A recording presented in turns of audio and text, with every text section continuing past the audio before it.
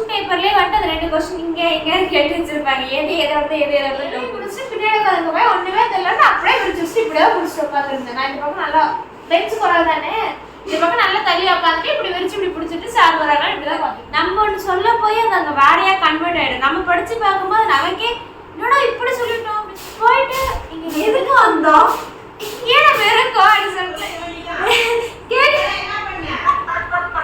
ரொம்ப ரொம்ப ரொம்ப ரொம்ப இருக்கிறதுல யாருக்குடா அந்த நம்பர் 1 பொசிசிவ்னஸ் அந்த அந்த ஒரு இடத்த தரது பொசிசிவ் ஆகிறது அந்த அந்த பர்சன் யாரு அப்படின்னா அந்த நான் கூப்பிட்றாங்கன்னு சொல்லிட்டு மேடம் என்ன பண்ணாங்க ஒரு காலேஜ் மீட்டிங்ல உட்காந்துட்டு அவங்க வந்து இப்படி இருக்குது நைட்ல மட்டும் அடிக்குது.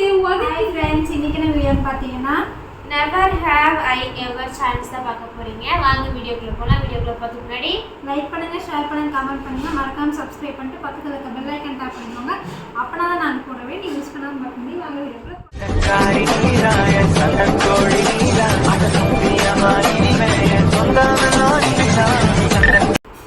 இப்போ நான் வந்துட்டு ஸ்பெசிஃபிக்கா வந்துட்டு ஸ்கூல்ல இது பண்ணிருக்கோமா இல்லையான்ற மாதிரி கொஸ்டின்ஸ் எடுத்துருக்கேன். நீங்க நான் வந்து funny questions funny chilli questions first நான் ரெண்டு பேரும் தெரியுமா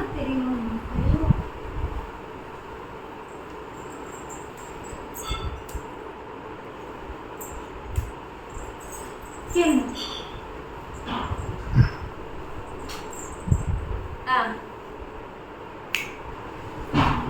ஐயோ Never have I ever written an answer without knowing the question properly.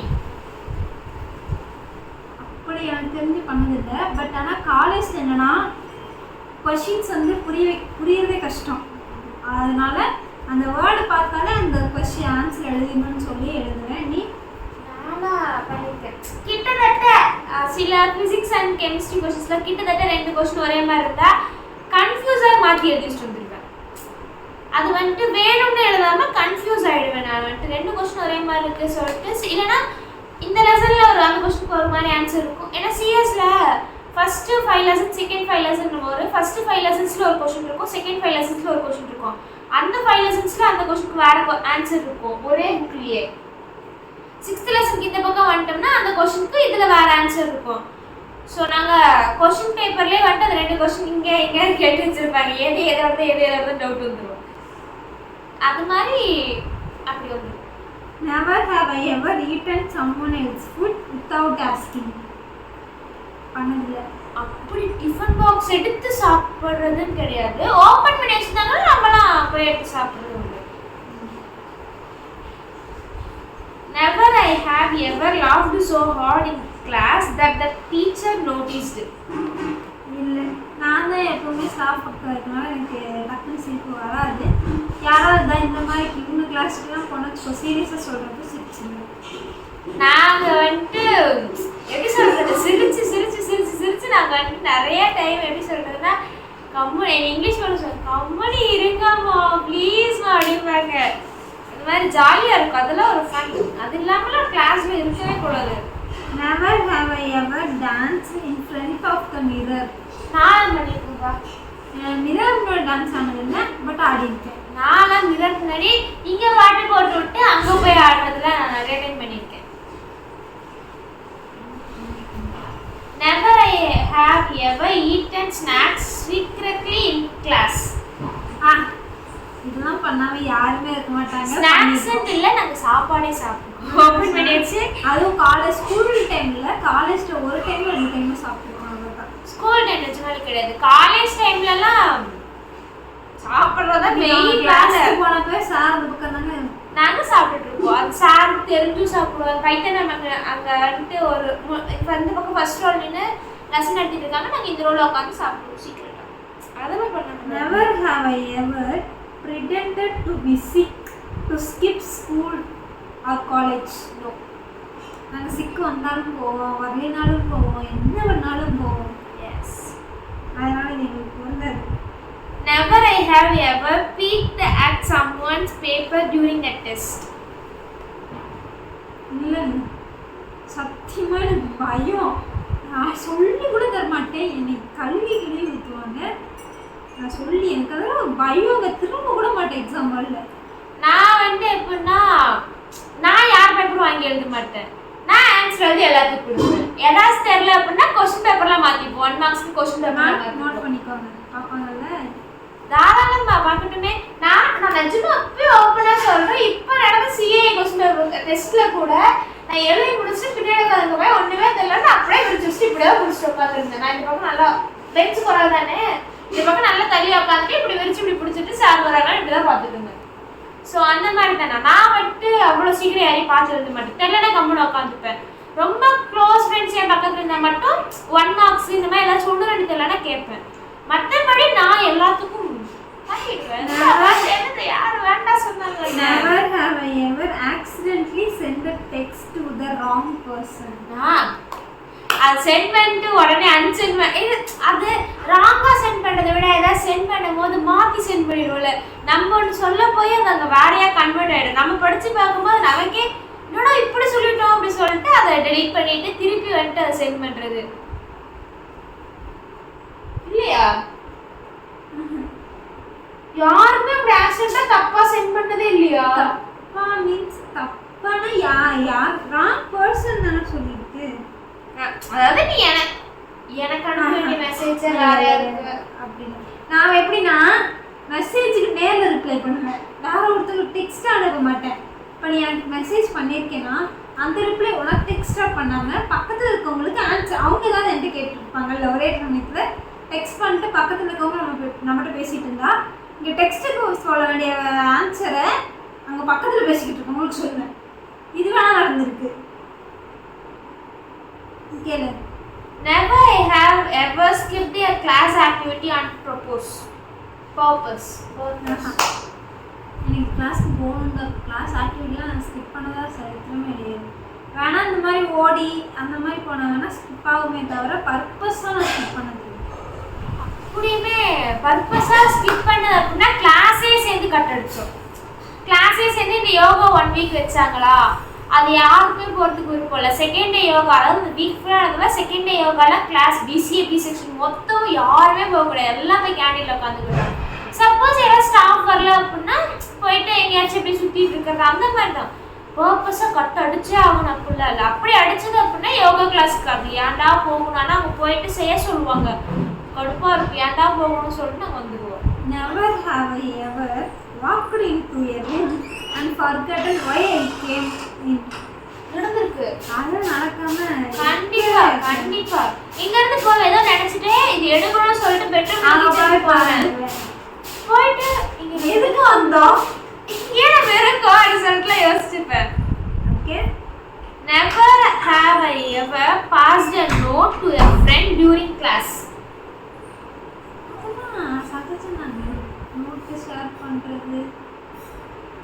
அது கொடுப்போம். அது நான் என் நோட் கொடுக்குறேன்னா அது போகும் அந்த பக்கம் கடைசிக்கு யாருக்காச்சும் போகும். திருப்பி நம்ம இங்கே கேட்டால் அங்கே கொஷின்ஸ் முடிச்சுக்கலாம். Never have I ever spilled something on my clothes. அதெல்லாம் பண்ணாமலே எல்லாம் பண்ணியிருப்பாங்க.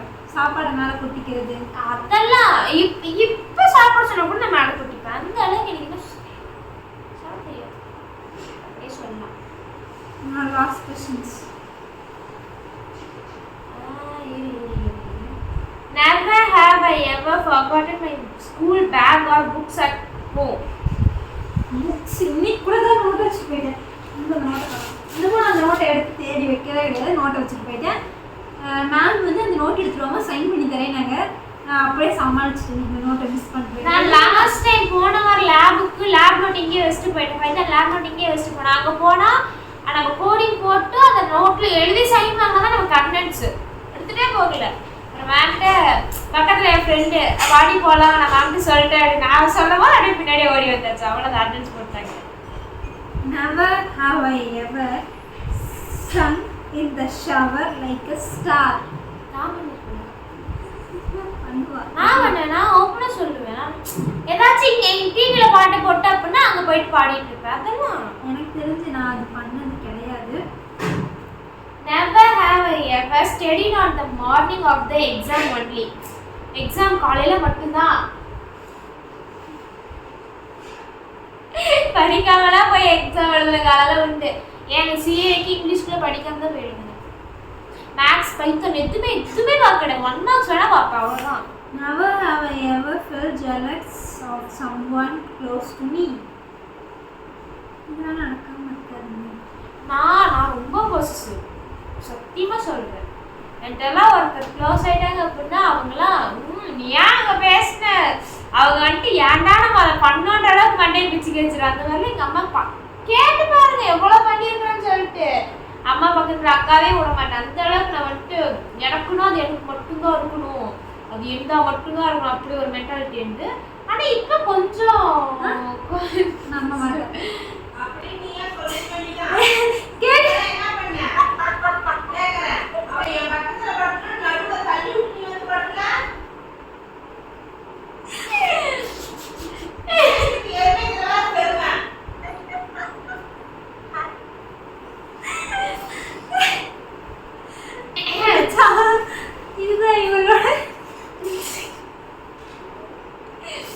அந்த அளவுக்கு நான் ரொம்ப ரொம்ப ரொம்ப ரொம்ப இருக்கிறதுல யாரு கூட அந்த நம்பர் 1 பொசிசிவ்னஸ், அந்த அந்த ஒரு இடத்த தரது பொசிசிவ் ஆகிறது அந்த பர்சன் யாரு அப்படின்னா அது நானாக தான் இருப்பேன். எதுக்கு எடுத்தாலும் என்கிட்ட ஒரு ஆள் க்ளோஸ் ஆயிட்டாங்க. அம்மாவே அப்படிதான். எங்க அக்காலாம் கிட்டத்தட்ட இப்போதான் எங்க அக்காவோட எங்க அம்மா பக்கத்துல படுக்க விடுறேன். முன்னாடிலாம் எங்க அம்மா பக்கத்துல உட்காரக்கூடாது, எங்க அம்மா பக்கத்துல எதுவும் பண்ணக்கூடாது. சபரிக்காவே நான் அப்படி கேட்டிருக்கேன். ஏமா சபரிக்கா போய் எங்க அம்மா மண்ணில் உட்காந்துட்டா நான் கேட்பேன், நீ என்னை பத்தியா இல்லை அவளை பத்தியா? அந்த மாதிரிலாம் நம்ம வந்துட்டு. ஆனா அது எங்க அம்மா எனக்கு மட்டும்தான் அப்படி சொல்லிட்டு இருக்காரு. நல்லா never have I ever asleep in a class. கிளாஸ்ல நான் தூங்கியிருக்கேன், தூங்காமலாம் இருந்ததில்ல, தூங்கியிருக்கேன். ஆனால் எந்திரிச்சிருவேன், ஸ்டாஃப் வந்தாங்கன்னா எந்திரிச்சிருவேன். அதுக்கு முன்னாடி தூங்கியிருக்கேன். என் பக்கத்தில் ஒன்று உட்காந்துருக்கு, நடத்தினாலும் தூங்கும், நடத்துலனாலும் தூங்கும், இப்படி கையை வச்சுக்கிட்டே தூங்கும், பாடத்தை கவனிச்சுக்கிட்டே தூங்கும், எல்லாம் பண்ணும். Never have I ever played a prank on a classmate. பிராங்கா? நீ சொல்லவே நல்லா தூங்கியிருக்கேன்ப்பா. தூங்கியிருக்கேன் அப்படின்னா எப்படி சொல்றது, தலை வலிச்சா தூங்குவேன். தலை அவ்வளோலாம் வலிக்காது எனக்கு. எப்பயாச்சும் கடுப்பா இருந்துச்சுன்னா ஏன்டா அப்படின்ற மாதிரிலாம் இருந்துச்சுன்னா படுத்து தூங்கிடுவேன் கிளாஸ்ல. அதுவும் எப்பயாச்சும் எனக்கு மதியம் அந்த அளவுக்கு தூக்கம் வராது, தூங்கவும் மாட்டேன். ஆனா 12th எங்க கெமிஸ்ட்ரி மேம் வந்து லெசன் நட்டு ஆரம்பிச்சாங்க. எப்பயுமே லஞ்சுக்கு அப்புறம் தான் கெமிஸ்ட்ரி பீரியட் வரும்.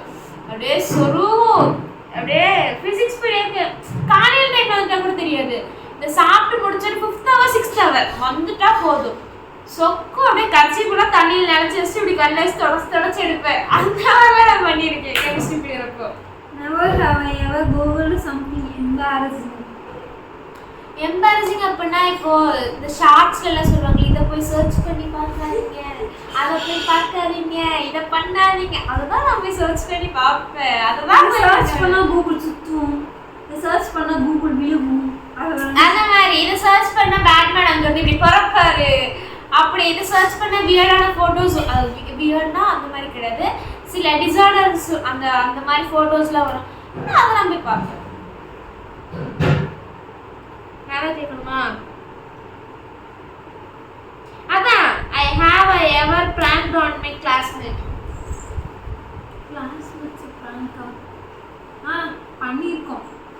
ஒரு டைமு சக்திக்கு கால் பண்ணி, நீங்கள் இன்னும் ஃபீஸ் கட்டலை, வந்து ஒரு நிமிஷம் ஆஃபீஸ் கூப்பிட்டு வாங்க. சத்தியமாக நானும் என் ஃப்ரெண்டும் உட்காந்துட்டு இருந்தோம். அவள் வந்து வேற ஒரு பெஞ்சில் உட்காந்துருந்தா, சின்சியராக ஃபோன் பார்த்துட்டு இருந்தா.